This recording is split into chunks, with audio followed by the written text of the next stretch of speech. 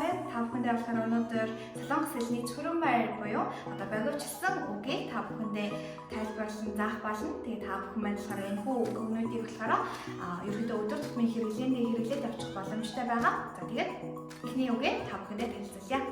За эхний үг маань болохоор 싫어하냐 гэсэн үг байна. За энэ үг маань болохоор ерөнхийдөө жигнэсээ юм уу, нэрээ юм уу буюу одоо англиар for real гэсэн утгатай үг байгаа. За тэгээд энэ болохоор жишээлбэл 나 J-Park이랑 사귄다 гэх юм бол 싫어하냐 гэж хэлчих боломжтой байгаа. За дараагийн үг маань болохоор 생얼 буюу bare face одоо бодоггүй нүрийг болохоор 생 얼굴 гэдэг үгийг одоо төвчлээд 생얼 болсон байгаа. Тэгээд энэ үгийг болохоор бас ерөнхийдөө айгүй хэрэглэгддэг. Жишээлбэл 우리 생사 찍자 гэдэг нь бол ерөнхийдөө 나 생얼이야 гэж хэлчих байна.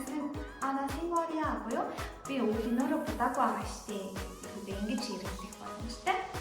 За дараагийн үг маань болохоор 좀맛탱 буюу энэ болохоор жоохон гараалын үг байгаа. Тэгээд энэ нь болохоор ерөнхийдөө 존나 맛있다 буюу амар амттай.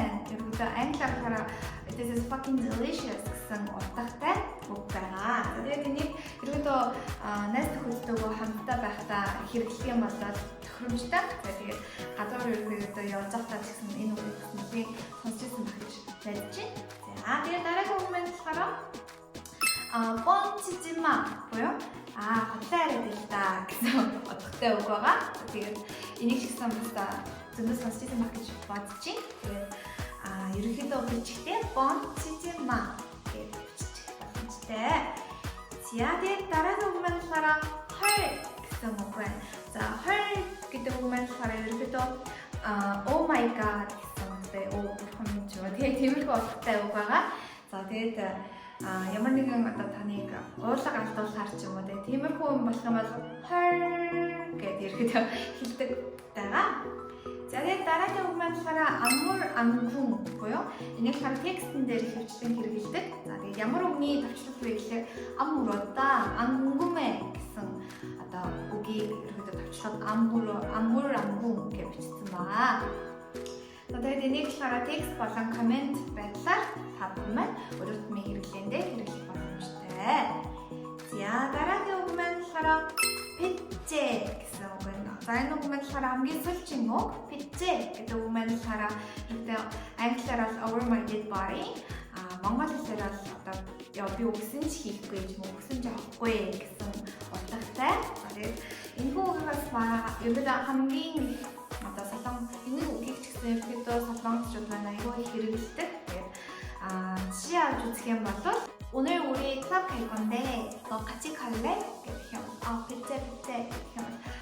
ерөнхийдөө өнөөдөр бид клуб явж байгаа шүү дээ. Чи ингээ хамт явахгүй мó гэх юм. би явахгүй гэсэн утгыг болохоор пит제 гэдэг үгээр арлуулж байна. За тэгээд иймэрхүү ерөнхийдөө 7 төрлийн чүрэн байрыг та бүхэнд өнөөдөр тайлбарлалаа. Тэгээд сонирхолтой байсан байх гэж найдаж байна.